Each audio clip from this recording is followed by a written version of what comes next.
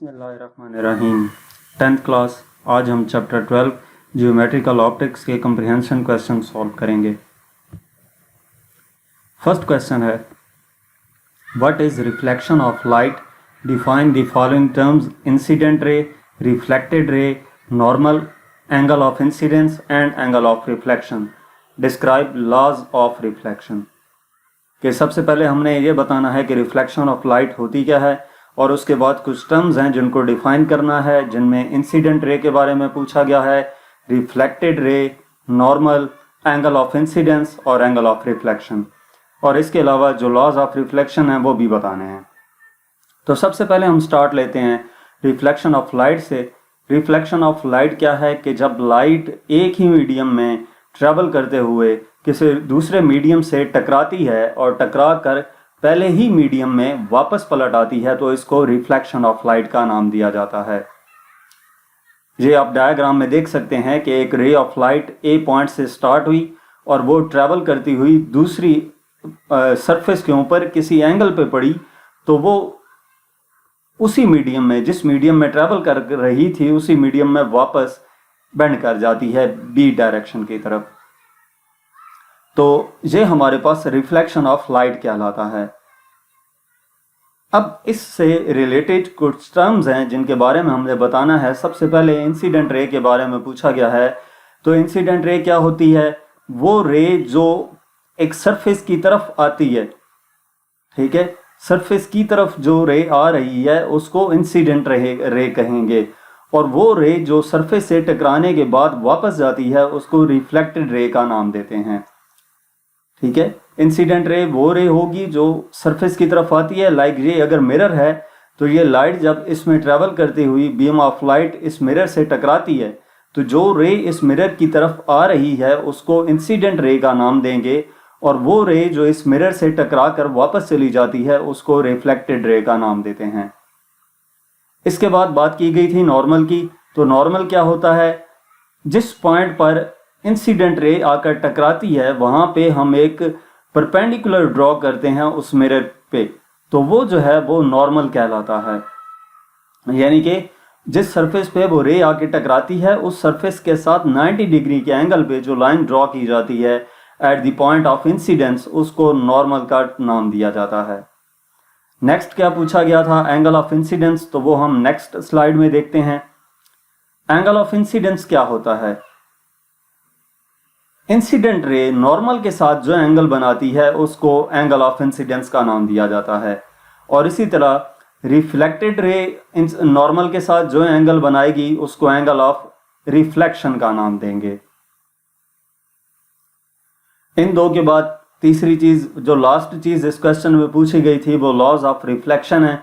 तो laws of reflection में दो लॉज हैं, दो पॉइंट्स हैं उसके। पहला ये है कि इंसिडेंट रे, नॉर्मल और रिफ्रैक्टेड रे, ये तीनों जो हैं सेम प्लेन में लाई कर रहे होते हैं।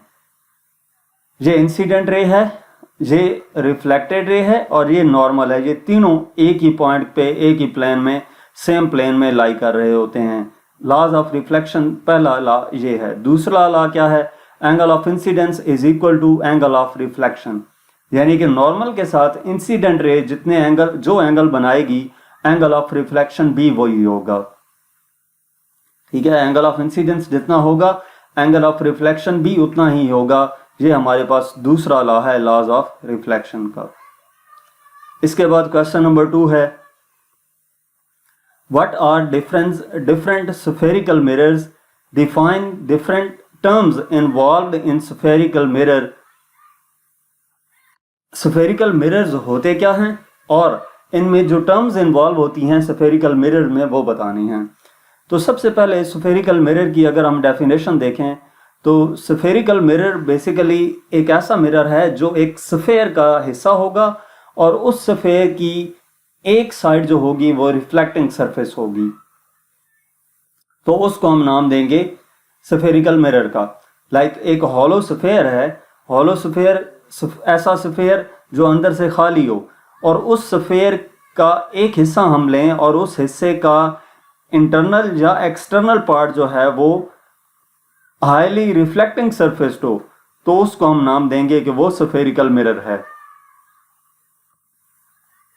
Like types of spherical mirrors की हम बात करें तो इसकी नेचर ऑफ रिफ्लेक्टिंग सरफेस पे डिपेंड करते हुए दो किस्म के मैकेनिकल मिरर्स होते हैं, एक कनकेव मिरर और एक कन्वेक्स मिरर। तो हम सबसे पहले कनकेव मिरर देखते हैं। कनकेव मिरर एक ऐसा स्फेरिकल मिरर होता है जिसकी इनर कर्व्ड सरफेस रिफ्लेक्टिंग होती है, यानी कि ऐसा मिरर जिसकी इनर सरफेस रिफ्लेक्ट करती हो, यानी कि उसमें हमें इमेज नज़र आता हो, उसको हम कनकेव मिरर का नाम देते हैं। ये आप डायग्राम में देख सकते हैं कि ये एक मिरर है और इसमें जो आपको इनर साइड पे एक लाइन नज़र आ रही है वो इसकी रिफ्लेक्टिंग सरफेस शो की गई है, यानी कि ये इनर साइड इसकी रिफ्लेक्टिंग है। तो ऐसा स्फेरिकल मिरर जिसकी इनर साइड रिफ्लेक्टिंग सरफेस हो, वो कनकेव मिरर कहलाता है। इसको आप रियल लाइफ एग्जांपल में देखना चाहें तो जो स्पून का इनर फेस होता है वो आपके पास कनकेव मिरर का काम करता है। इसके बाद दूसरा कन्वेक्स मिरर है। कन्वेक्स मिरर क्या होता है? A spherical mirror whose outer curved surface is reflecting is called convex mirror.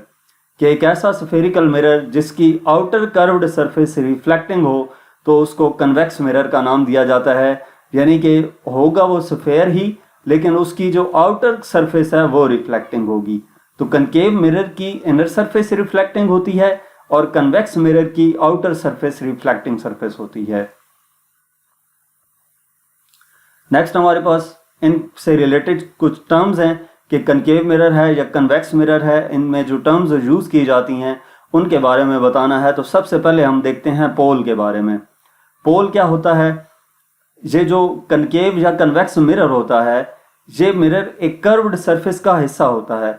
उस कर्व्ड सरफेस का जो मिड पॉइंट है उसको पोल का नाम दिया जाता है। और इसका दूसरा नाम क्या है? इसको वर्टेक्स भी कहते हैं। इसको पोल का नाम दिया जाता है, मिरर का जो मिड पॉइंट होता है उसको पोल का नाम देते हैं और इसका दूसरा हिस्सा इसका दूसरा नाम वर्टेक्स भी है। इसके बाद दूसरी टर्म क्या है? Centre of curvature C. Centre of curvature C क्या होता है कि जो भी स्फेरिकल मिरर है वो किसी ना किसी स्फेयर का हिस्सा होता है, चाहे वो कनकेव मिरर हो और चाहे कन्वेक्स मिरर हो, वो किसी ना किसी स्फेयर का हिस्सा होता है। तो उस स्फेयर का जो सेंटर होता है उसको सेंटर ऑफ कर्वेचर का नाम दिया जाता है। इसके बाद रेडियस ऑफ कर्वेचर है।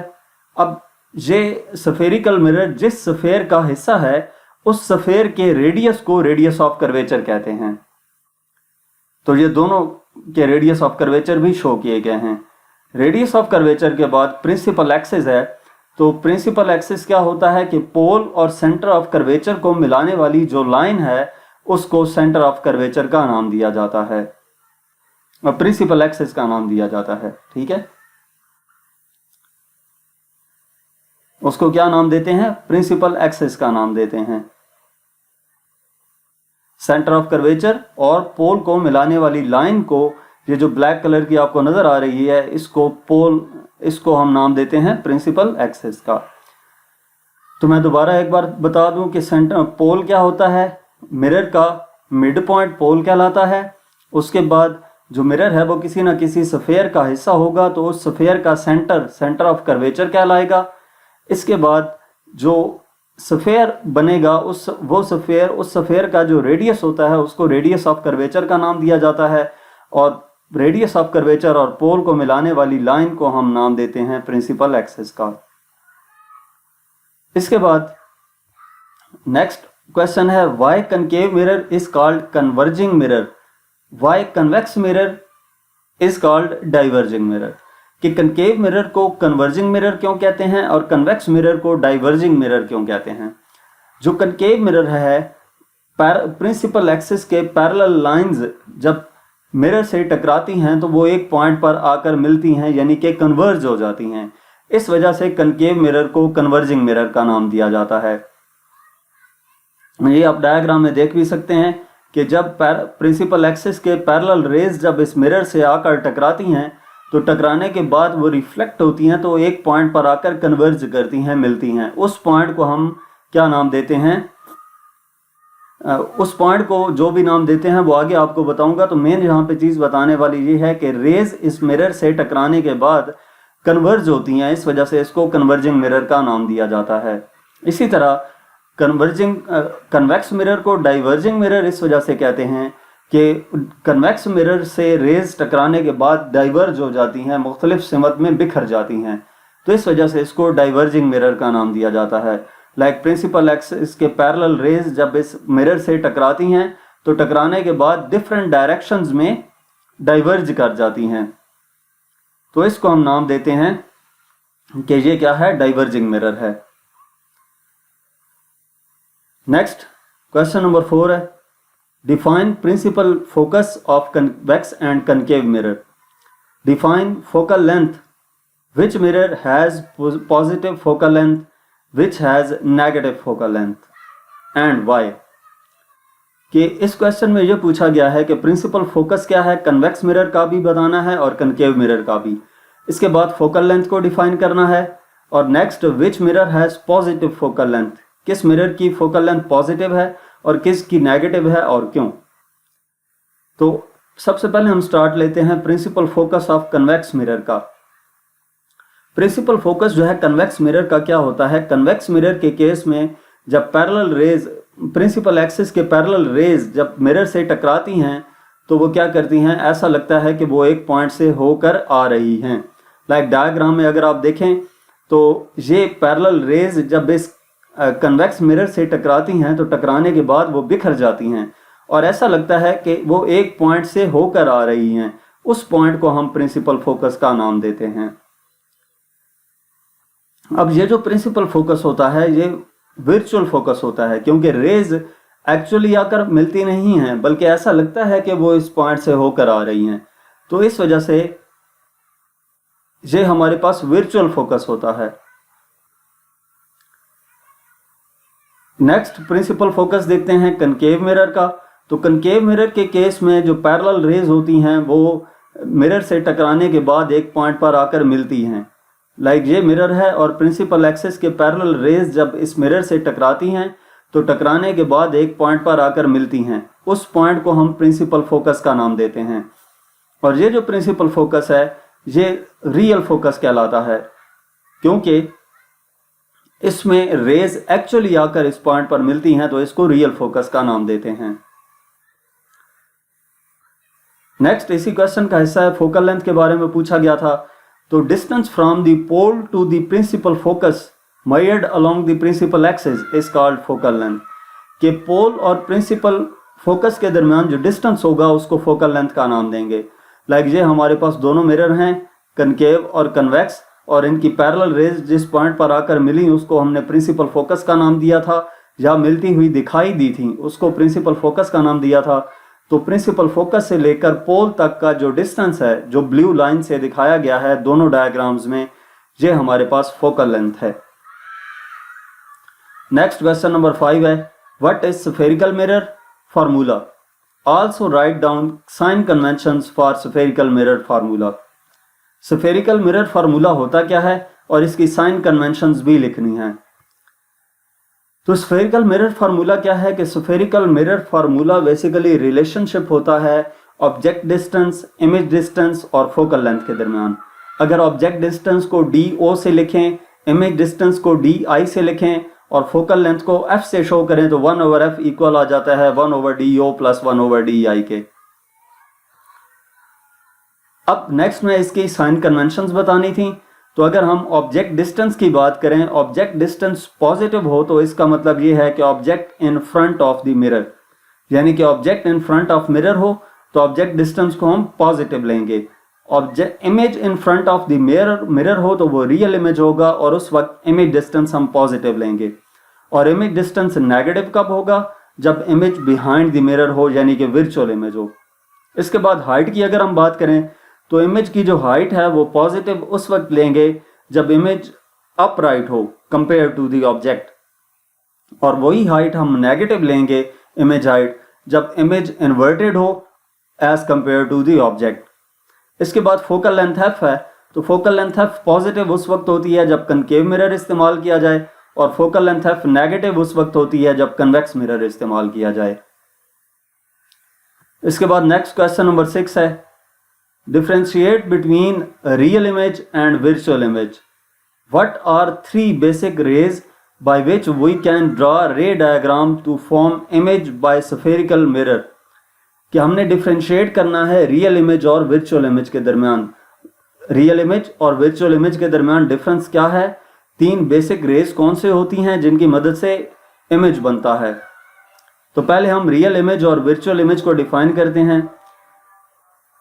रियल इमेज क्या होता है, लाइट रेज जब एक्चुअली आकर किसी पॉइंट पर मिलती हैं तो उस वक्त जो इमेज फॉर्म होता है उसको रियल इमेज का नाम देता है। और वर्चुअल इमेज में लाइट रेज एक्चुअली किसी पॉइंट पर मीट नहीं करती, तो उस केस में जो इमेज बनेगा वो वर्चुअल इमेज होगा। रियल इमेज जनरली इन्वर्टेड होता है जबकि वर्चुअल इमेज ज्यादातर इरेक्ट होता है। रियल इमेज क्या होता है, can be obtained on screen. Real image को हम स्क्रीन पे देख सकते हैं लेकिन वर्चुअल इमेज स्क्रीन पे नजर नहीं आता। रियल इमेज की अगर हम एग्जांपल लें तो सिनेमा स्क्रीन में जो आपको मूवी दिखाई जाती है सिनेमा स्क्रीन पे, वो रियल इमेज की एक एग्जांपल है। और वर्चुअल इमेज की एग्जांपल क्या है कि जो आप नॉर्मल शीशे में खड़े होके जिस शीशे में कंघी करते हैं, उस शीशे में आपको जो इमेज नजर आता है वो वर्चुअल इमेज होता है। इसके बाद पूछा गया था कि what are the 3 basic rays by which we can draw ray diagram to form image by spherical mirror. तो ये अब 3 बेसिक रेज देख लेते हैं। उनमें image formation by concave mirror देखते हैं सबसे पहले। अब उसके लिए जो 3 बेसिक रेज हैं, फर्स्ट क्या है, incident ray parallel to the principal axis passes through its focus after reflection. मैं साथ साथ डायग्राम की मदद से आपको समझाता हूं कि पहले ये कही गई है कि वो रे जो कि प्रिंसिपल एक्सिस के पैरेलल थी, ये रेड कलर की रे आपको दिखाई गई है, ये रे प्रिंसिपल एक्सिस के पैरेलल रे जब कनकेव मिरर पे पड़ती है तो वो वहां से टकरा कर कहां से गुजरती है, इस प्रिंसिपल फोकस से गुजरती है।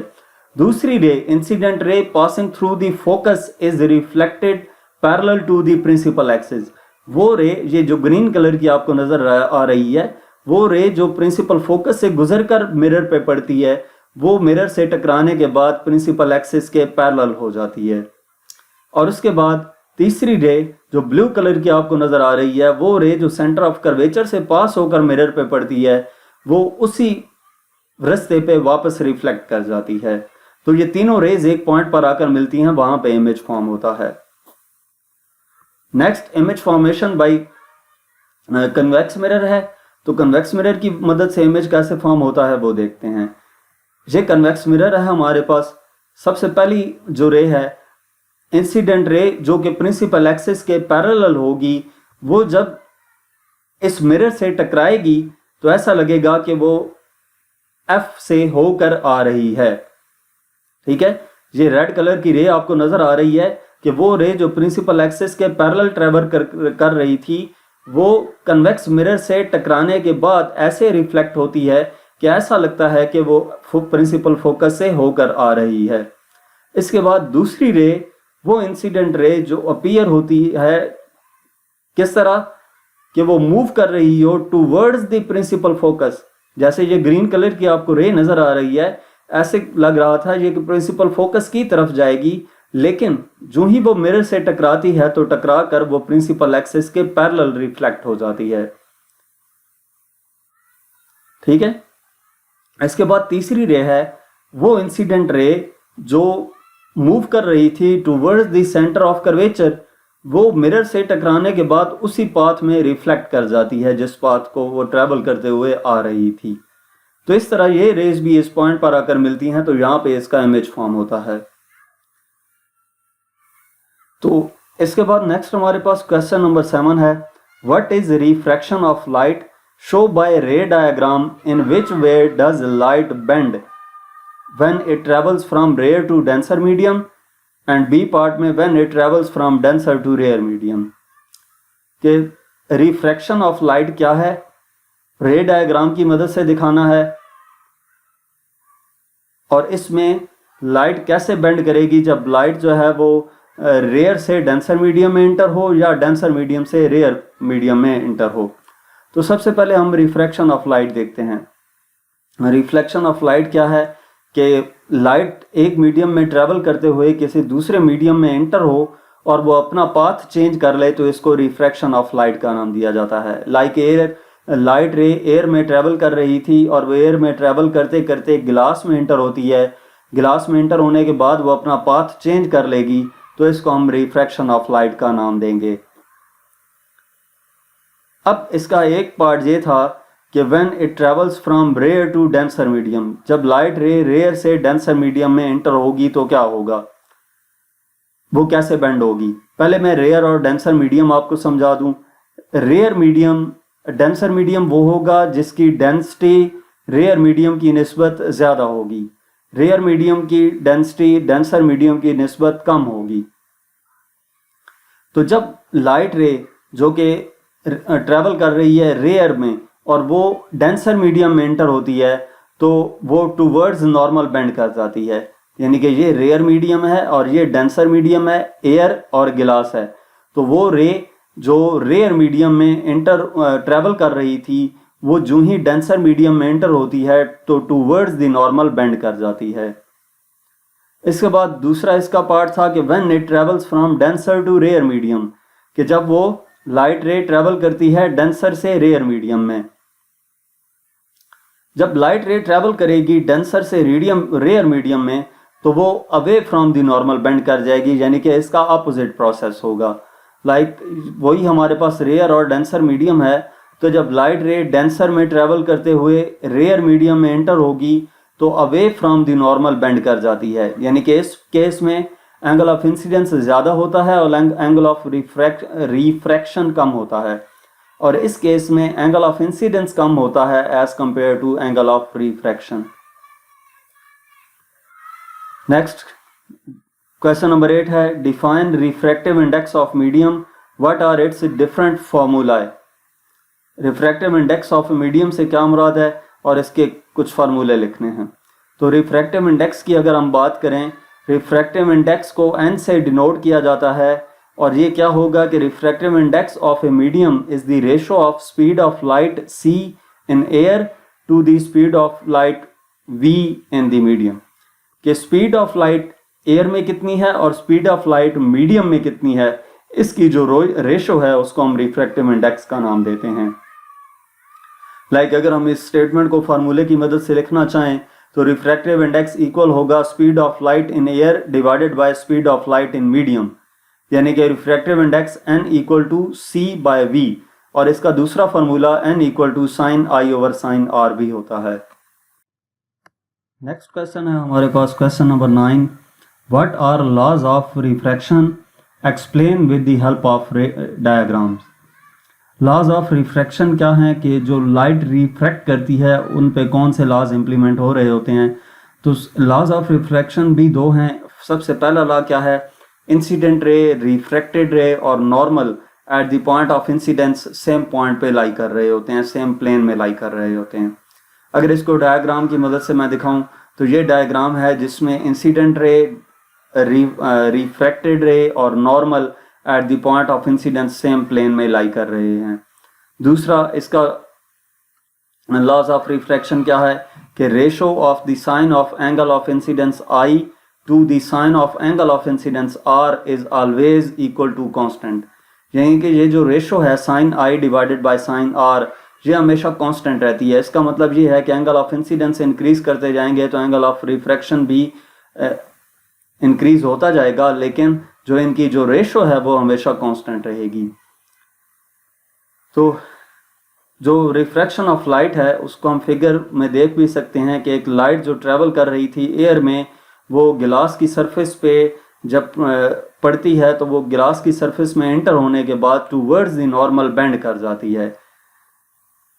तो इस केस में जो इंसिडेंट रे है नॉर्मल है और जो रिफ्रैक्टेड रे है वो पॉइंट ऑफ इंसिडेंस पे सेम प्लेन में लाई कर रहे हैं, और यहाँ पे जो है साइन I और साइन R की जो रेशो है वो हमेशा कांस्टेंट रहेगी। नेक्स्ट क्वेश्चन नंबर 10 है, explain the phenomena of total internal reflection. What are necessary conditions to perform total internal reflection? Derive the formula for refractive index of a medium in terms of critical angle. तो सबसे पहले हम total internal reflection के process को अगर देखें तो total internal reflection का प्रोसेस क्या है कि जब एक रे ऑफ लाइट जो कि गिलास से एयर में ट्रेवल करती है तो जो ही वो एयर में एंटर होती है तो वो away from the normal bend कर जाती है। ठीक है, गिलास में ट्रेवल कर रही थी जिस पाथ पे, जब वो गिलास से निकलकर एयर में एंटर हुई यानी कि रेयर मीडियम से डेंसर मीडियम से रेयर मीडियम में एंटर हुई, away from the normal bend कर गई। अगर हम एंगल ऑफ इंसिडेंस इंक्रीज करते हैं तो एंगल ऑफ रिफ्रैक्शन भी इंक्रीज कर जाता है। अगर हम एंगल ऑफ इंसिडेंस मजीद इंक्रीज करें तो लाइट रिफ्रैक्ट नहीं, जो एंगल ऑफ रिफ्रैक्शन है वो 90 डिग्री हो जाता है नॉर्मल के साथ, यानी कि एंगल ऑफ इंसिडेंस पे लाइट जो है वो 90 डिग्री के एंगल पे बेंड कर जाती है। तो वो एंगल ऑफ रिफ्रैक्शन जिस पे एंगल ऑफ इंसिडेंस जो था उसको क्रिटिकल, वो एंगल ऑफ इंसिडेंस जिस पे एंगल ऑफ रिफ्रैक्शन 90 डिग्री हो जाए उसको हम क्रिटिकल एंगल का नाम देते हैं। यानी कि जब रिफ्रैक्टेड रे 90 डिग्री का एंगल बनाती है तो उस वक्त जो एंगल ऑफ इंसिडेंस होता है उसको क्रिटिकल एंगल का नाम दिया जाता है। मजीद ये कि जब angle of incidence critical angle से ज़्यादा कर दिया जाए तो वो लाइट दूसरे मीडियम में इंटर ही नहीं होती बल्कि वो पहले मीडियम में ही वापस आ जाती है। तो इसको हम क्या नाम देते हैं, और इस केस में एंगल ऑफ इंसिडेंस और एंगल ऑफ रिफ्लेक्शन इक्वल होते हैं। तो इसको टोटल इंटरनल रिफ्लेक्शन का नाम दिया जाता है, यानी कि सारी की सारी लाइट इंटरनली रिफ्लेक्ट हो गई है।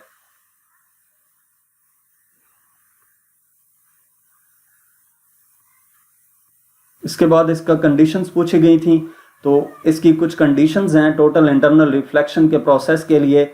सबसे पहली कंडीशन क्या है कि जो लाइट रे है वो मूव करेगी डेंसर मीडियम से, मोर डेंसर मीडियम से लेस डेंसर मीडियम की तरफ। Light ray moves from a dense medium to a less dense medium. ठीक है, ऐसा मीडियम जिसकी डेंसिटी ज़्यादा हो उस मीडियम में ट्रेवल करती हुई एक ऐसे मीडियम में एंटर होगी जिसकी डेंसिटी कम होगी। दूसरी कंडीशन क्या है, एंगल ऑफ इंसिडेंस जो होगा वो हमेशा ग्रेटर देन क्रिटिकल एंगल होगा, तो तब टोटल इंटरनल रिफ्लेक्शन का प्रोसेस होता है। नेक्स्ट क्या पूछा गया था, फार्मूला पूछा गया था। तो according to Snell's law sine I over sine R equal होता है साइन सी ओवर साइन 90 के।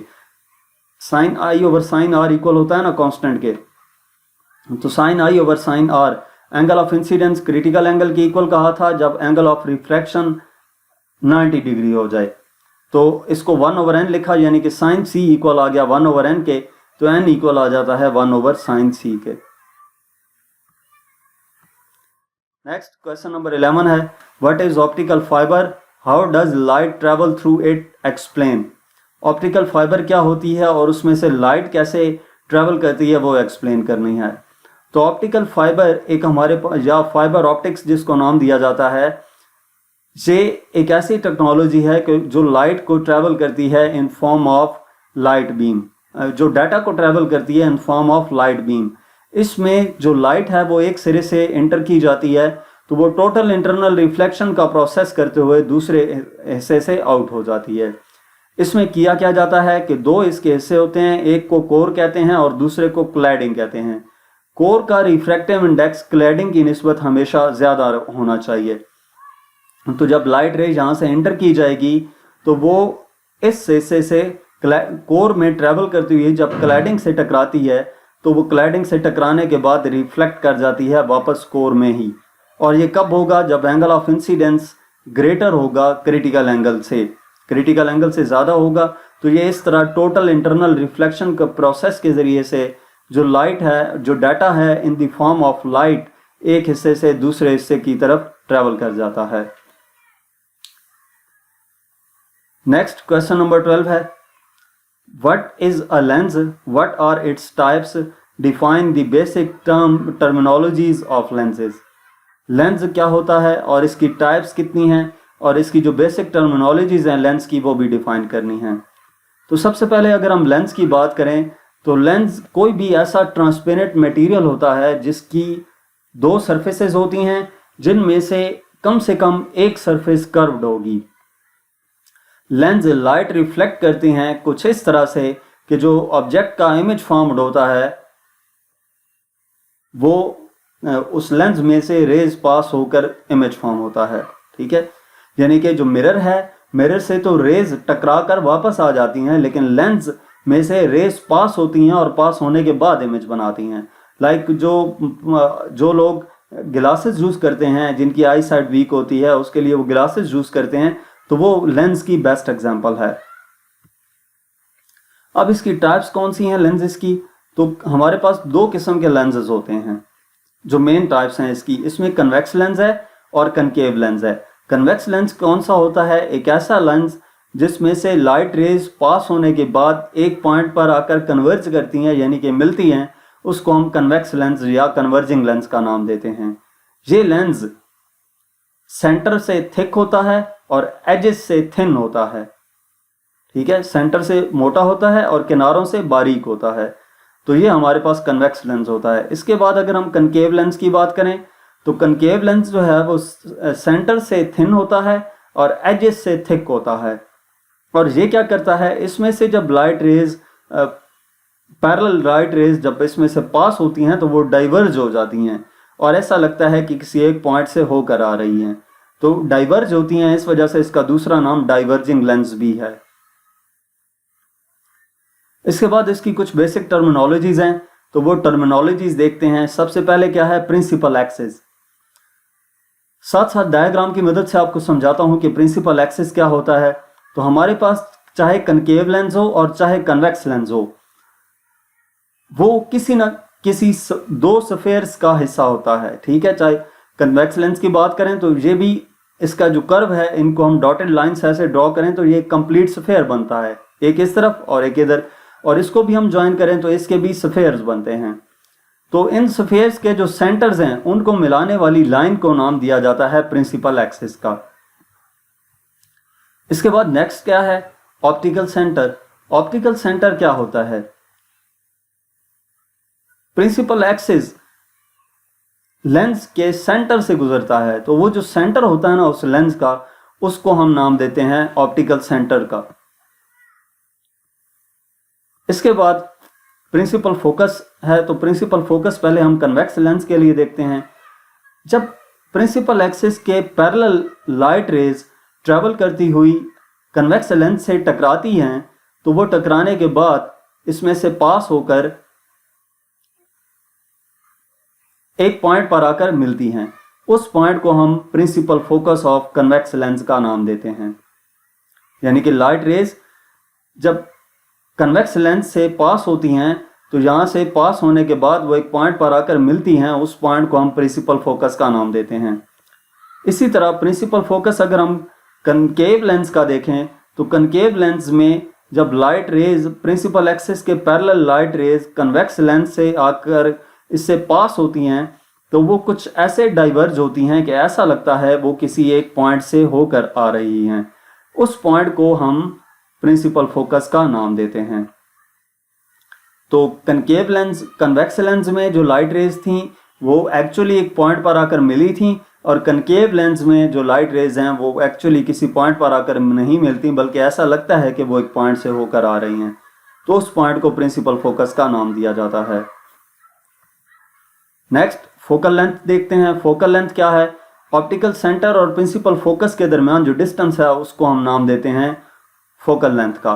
ये दोनों लेंस की डायग्राम्स बनाई गई हैं। तो ऑप्टिकल सेंटर और प्रिंसिपल फोकस के दरमियान जो ग्रीन कलर की लाइंस आपको दोनों तरफ शो हो रही है, ये फोकल लेंथ शो कर रही है। नेक्स्ट क्वेश्चन नंबर 13 है, define and explain the terms resolving power and magnifying power. Resolving power क्या होती है और मैग्नीफाइंग पावर क्या होती है? रिजॉल्विंग पावर किसी भी ऑप्टिकल इंस्ट्रूमेंट की वो पावर है जो कि ऑप्टिकल डिवाइस से रिलेटेड होती है, कि ऑप्टिकल डिवाइस जो हम यूज करेंगे वो किसी भी ऑब्जेक्ट को कितना क्लियर इमेज उसका दिखाएगी। ठीक है, यानी कि लाइक आप फिंगर के पोर्स को देखें तो वो पोर्स के दरमियान जो अगर स्मॉल पार्टिकल्स हों, लाइक स्मॉल पार्टिकल्स हैं फिंगर के ऊपर जो पोर्स हमें नज़र आ रही हैं, तो कोई भी जो हम लेंस यूज़ कर रहे हैं या मैग्नीफाइंग ग्लास यूज़ कर रहे हैं वो कितना क्लियरली उनके दरमियान डिस्टेंस दिखा सकती है, उसको रिजॉल्विंग पावर कहते हैं। In simple words, resolving power varies inversely with the distance between the two objects to be resolved when viewed from an optical instrument. और इसके मुकाबले में अगर हम मैग्नीफाइंग पावर की बात करें तो मैग्नीफाइंग पावर क्या होती है कि किसी भी ऑब्जेक्ट को हम आम आंख से देखते हैं और उसके बाद उसको लेंस की मदद से देखते हैं, तो इन दोनों की जो रेशो आएगी उसको मैग्नीफाइंग पावर का नाम देंगे। ठीक हो गया। अच्छा, रिजॉल्विंग एंड मैग्नीफाइंग पावर के बाद नेक्स्ट क्वेश्चन नंबर 14 है, व्हाट इज मैग्नीफाइंग लेंस और सिंपल माइक्रोस्कोप।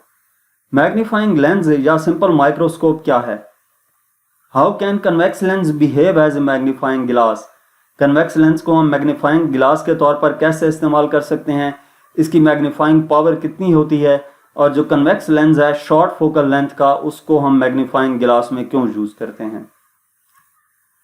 तो सबसे पहले हम बात करते हैं मैग्नीफाइंग लेंस या सिंपल माइक्रोस्कोप क्या होती है। मैग्नीफाइंग ग्लास बेसिकली एक कन्वेक्स लेंस है जिसको हम इस्तेमाल करते हैं मैग्नीफाइड इमेज हासिल करने के लिए। लाइक कोई भी ऑब्जेक्ट्स जो स्मॉल हैं उनको मैग्नीफाई करके बड़ा करके देखने के लिए हम मैग्नीफाइंग ग्लास या सिंपल माइक्रोस्कोप इस्तेमाल करते हैं। इसमें क्या किया जाता है कि मैग्नीफाइंग ग्लास के तौर पर ये कन्वेक्स लेंस कैसे काम करेगा, तो ऑब्जेक्ट को हम रखते हैं near to the lens then the principal focus, यानी कि प्रिंसिपल फोकस से भी नजदीक रखते हैं लेंस को। उससे क्या होता है, एक अपराइट वर्टिकल और मैग्नीफाइड इमेज हमें नजर आता है clearly at 25 centimetre from the normal आई।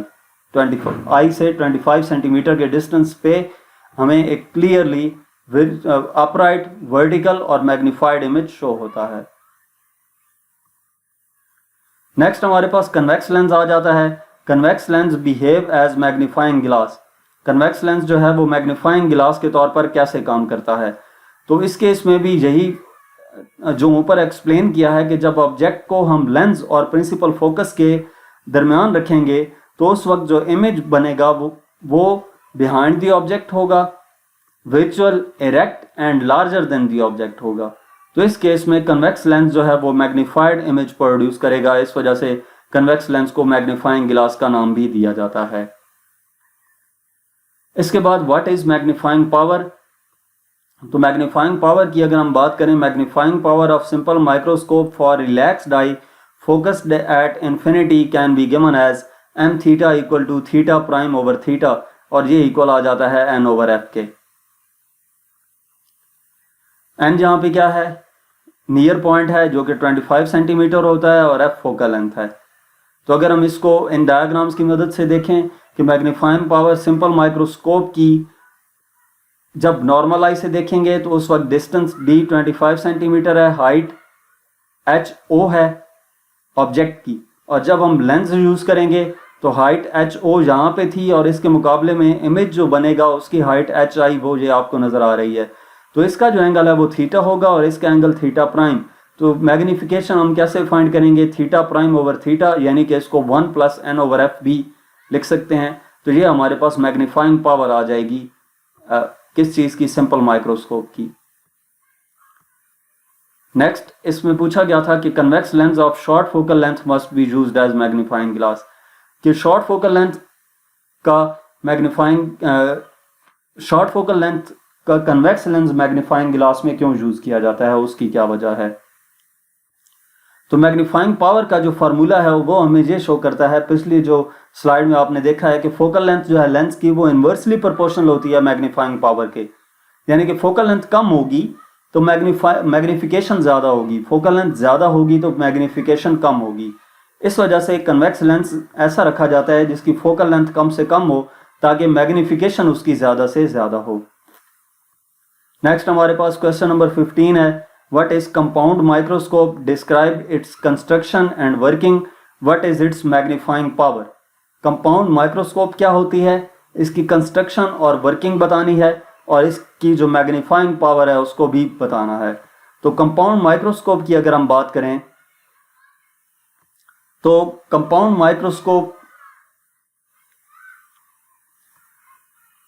सबसे पहले कंपाउंड माइक्रोस्कोप की अगर हम बात करें तो कंपाउंड माइक्रोस्कोप एक ऐसी डिवाइस है जिसकी मदद से हम बहुत ज़्यादा स्मॉल ऑब्जेक्ट्स को एनलार्ज करके देख सकते हैं। वो ऑब्जेक्ट्स जो हमें आम आंख से नज़र नहीं आते उनको देखने के लिए कंपाउंड माइक्रोस्कोप इस्तेमाल की जाती है। अब इसकी कंस्ट्रक्शन क्या है? Compound microscope has two converging lenses, the objective and the eyepiece. ये एक आई पीस होता है जो आई के नज़दीक होता है और दूसरा ये ऑब्जेक्टिव पीस होता है जो कि ऑब्जेक्टिव के नज़दीक होता है। ऑब्जेक्ट, जो भी ऑब्जेक्ट जिसको हमने देखना हो उस ऑब्जेक्ट के नज़दीक होता है। और इसको किस लिए हम इस्तेमाल करते हैं? To investigate structure of small objects. इसकी वर्किंग क्या है कि light is made to pass through the thin transparent object. Light जो होती है उसको, ये लैंप नीचे लगा होता है, इस लैंप की मदद से जो लाइट निकलती है उसको यहाँ पर जो भी ट्रांसपेरेंट ऑब्जेक्ट रखा जाता है उसमें से पास होने दिया जाता है। तो magnified image of the object is to be obtained by the objective lens. तो इस ऑब्जेक्टिव लेंस की मदद से एक मैग्नीफाइड इमेज बनता है। इस इमेज को हम रियल इमेज का नाम देते हैं। फिर जो आई पीस है उसको मैग्नीफाई करता है रियल इमेज की फॉर्म में और उसको हम ऊपर से देख सकते हैं। Eyepiece then magnifies the real image more and is viewed as the virtual image. ये आप देख सकते हैं, ये जो रेस थी यहाँ पर आकर एक्चुअली मिली हैं, तो इस पॉइंट पर आकर मिलती हैं, ये रियल इमेज बनता है। फिर ये जो आई पीस होता है ये इसको दोबारा से क्या करता है? मैग्नीफाई करता है और वर्चुअल इमेज क्रिएट करता है जो कि हम आई की मदद से ऊपर से देख सकते हैं। मैग्नीफाइंग पावर क्या होती है? तो ओवरऑल मैग्निफिकेशन जो है वो product of magnification produced by the two lenses is given by the relation m equal to D I over F O multiply by n over F E. अब m magnification है, D I image distance है, F O focal length of object objective piece, n 25 centimetre होता है near point और F E focal length of eyepiece. तो इस फार्मूले की मदद से मैग्नीफाइंग पावर फाइंड की जा सकती है। इसकी रे डायग्राम अगर मैं बनाऊं तो ये आप देख सकते हैं कि ये हमारे पास आई पीस है जिसकी focal length F E greater है ऑब्जेक्टिव लेंस की निस्बत।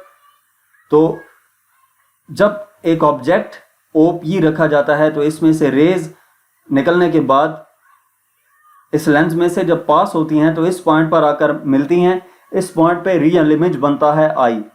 इसको हम एज ए ऑब्जेक्ट कंसिडर करके जब इस लेंस में से देखते हैं तो वो क्या बनता है? इसका, इस इमेज का एज ए ऑब्जेक्ट अगर इसको कंसिडर करें तो इसका वर्चुअल इमेज ड्रॉ होता है यहाँ पे। यानी कि ऑब्जेक्ट इतना छोटा सा था तो उसका फाइनल इमेज, वर्चुअल इमेज इतना बड़ा करके दिखाई देता है जो इसकी निस्बत कई गुना ज़्यादा होता है। और इसका इमेज फिर हम इस तरफ से आई की वाली आई से देख सकते हैं। तो यहाँ पे आई से लेकर जो इमेज तक का डिस्टेंस है उसको डी से डिनोट किया जाता है, डी आई। यही हमने फार्मूले में भी लिखा है। नेक्स्ट हमारे पास क्वेश्चन नंबर 16 है, what is astronomical telescope, describe its construction and working, what is it's magnifying power, under what conditions astronomical telescope acts in normal adjustment. क्या एस्ट्रोनॉमिकल टेलीस्कोप होती क्या है, इसकी कंस्ट्रक्शन और वर्किंग लिखनी है, मैग्नीफाइंग पावर कितनी होती है इसकी, और किन कंडीशंस पे astronomical telescope acts in normal adjustment. सबसे पहले हम एस्ट्रोनॉमिकल टेलीस्कोप को डिफाइन करते हैं कि एस्ट्रोनॉमिकल टेलीस्कोप क्या होती है। तो अगर हम एस्ट्रोनॉमिकल टेलीस्कोप की बात करें तो telescope having an objective with a long focal length and an eyepiece with a short focal length usually used for magnifying distant objects such as stars and planets. कि एक telescope जिसमें objective हो, object piece हो जिसकी focal length ज़्यादा हो और आई piece हो जिसकी फोकल लेंथ ऑब्जेक्टिव पीस की निस्बत कम हो। यानी कि objective piece long focal length का होना चाहिए और eyepiece short focal length का होना चाहिए for magnifying distant objects such as stars and planets. यानी कि जो बहुत ज़्यादा दूर ऑब्जेक्ट्स मौजूद होते हैं जैसे कि स्टार्स हैं या प्लैनेट्स हैं, उनको देखने के लिए ये एस्ट्रोनॉमिकल टेलीस्कोप यूज़ की जाती है। नॉर्मली इसको टेलीस्कोप भी कहते हैं। एस्ट्रोनॉमिकल टेलीस्कोप इस वजह से किया जाता है कि इसको एस्ट्रोनॉट्स यूज करते हैं। एस्ट्रोनॉट्स कौन होते हैं? वो पर्सन्स जो स्पेस की तहकीक करते हैं, स्पेस में जाते हैं, उनको एस्ट्रोनॉट्स का नाम दिया जाता है। तो इसकी कंस्ट्रक्शन क्या है कि जो टेलीस्कोप है 2 लेंसेज पर मुश्तमिल होती है। फर्स्ट लेंस जो है through which light from a celestial object passes is called objective lens, यानी कि जहां पे फ्रंट पे जो लेंस लगा होता है इसको ऑब्जेक्टिव पीस का नाम देते हैं। और इस लेंस से लाइट रेज पास होती हैं कैलिस्ट्रिकल ऑब्जेक्ट्स की, लाइक स्टार्स हैं या प्लैनेट्स हैं, जो भी हैं, जिस भी ऑब्जेक्ट को हम देखना चाहते हैं तो उसकी रेज इस लेंस में से पास होती हैं। A second lens refer to as eyepiece lens. दूसरा लेंस जो कि आई पीस लेंस होता है, आई की क्लोज लगा होता है, is placed behind the focal plane and enables the observer to view the enlarged और मैग्नीफाइड इमेज। और वो लेंस क्या करता है? वो लेंस उस दूर, जो काफी दूर ऑब्जेक्ट था, उस ऑब्जेक्ट का एक मैग्नीफाइड इमेज दिखाता है। नेक्स्ट इसकी वर्किंग पूछी गई थी कि तो जब पैरेलल रेज एक काफी दूर जो ऑब्जेक्ट मौजूद है वहां से कोई पैरेलल रेज ऑब्जेक्टिव लेंस में से पास होती हैं तो वो क्या करती हैं? एक पॉइंट पर आकर मिलती हैं जहां पे इमेज आई बनता है। उसको अगर हम ऐसे ऑब्जेक्ट कंसिडर करें तो वो रेज दूसरे आई पीस से पास होने के बाद ऐसे डाइवर्ज होती हैं, ऐसे ये हमें इस वो लेंस में से पास होने के बाद उस तरफ बेंड करती हैं, या यूं कहें कि लेंस में से रिफ्रैक्ट करती हैं कि हमें यहाँ पे इस वो जो काफ़ी दूर ऑब्जेक्ट था उसका इमेज हमें I2 की फॉर्म में वर्चुअल इमेज नज़र आता है। तो काफ़ी दूर जो ऑब्जेक्ट था उसका इमेज फॉर्म होता है और वो हम इस एस्ट्रोनॉमिकल टेलीस्कोप की मदद से इजीली देख सकते हैं। इसके बाद मैग्नीफाइंग पावर पूछी गई थी। तो मैग्निफिकेशन या मैग्नीफाइंग पावर जो होती है वो हम कैसे फाइंड कर सकते हैं? By dividing the focal length of objective piece divided by eyepiece, यानी कि मैग्निफिकेशन ऑफ टेलीस्कोप इक्वल होती है -FO/FE। और नेगेटिव साइन क्या शो कर रहा है कि जो इमेज है वो इन्वर्टेड होता है।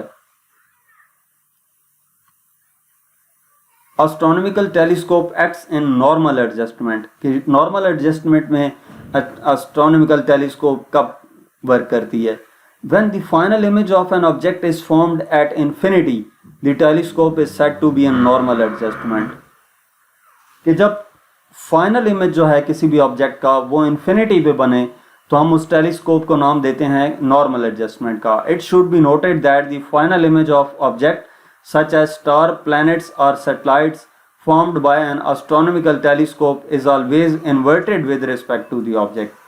ये हमने पिछले डायग्राम में देखा था कि एस्ट्रोनॉमिकल टेलीस्कोप की मदद से जो फाइनल इमेज बनता है वो हमेशा इन्वर्टेड होता है। इसके बाद लास्ट क्वेश्चन है इस चैप्टर का, what are defects of vision, what are causes of each defect, how can we remove these defects of vision, show by diagram. कि डिफेक्ट्स ऑफ विजन क्या होते हैं, यानी कि बेसिकली इसमें यह पूछा गया है कि जो आंख, जो आई साइड वीक हो जाती है उसके बारे में क्वेश्चन है, वो क्यों वीक हो जाती है और उसको रिमूव कैसे किया जा सकता है। तो सबसे पहले डिफेक्ट्स ऑफ विजन की बात करें तो डिफेक्ट्स ऑफ विजन क्या हैं? Inability of eye to see the image of objects clearly is called defect of vision. कि हमारी आंख ऑब्जेक्ट्स को क्लियरली नहीं देख पाती तो उसको डिफेक्ट ऑफ विजन का नाम दिया जाता है। Defects of vision arise when the eye lens is unable to accommodate effectively. कि जो आई लेंस है वो प्रॉपर इमेज नहीं बना पाता, लाइक इमेज स्क्रीन पे बनना चाहिए, जब वो स्क्रीन पे इमेज नहीं बना पाएगा तो इमेज हमें ब्लर नजर आएगा। अब इनमें सबसे पहले जो है वो नियर साइटनेस है जिसको मायोपिया कहते हैं। इसमें क्या होता है कि कुछ लोग ऐसे होते हैं जो डिस्टेंट ऑब्जेक्ट क्लियरली नहीं देख सकते ग्लासेस इस्तेमाल किए बगैर। ये डिफेक्ट ऑफ विजन, इसको हम शॉर्ट साइट या नियर साइटनेस कहते हैं। It may be due to the eye ball being too long. जो आई बॉल होती है ना वो काफ़ी ज़्यादा लंबी हो जाए तो उसकी वजह से इमेज क्लियरली नज़र नहीं आता, यानी कि वो ऑब्जेक्ट्स जो काफ़ी ज़्यादा दूर होते हैं उनका जो इमेज है वो रेटिना पे नहीं बनता। इमेज रेटिना पे बनना चाहिए तो इमेज रेटिना पे नहीं बनता, रेटिना से पहले बन जाता है, तो इस केस में जो इमेज है वो ब्लर नज़र आएगा।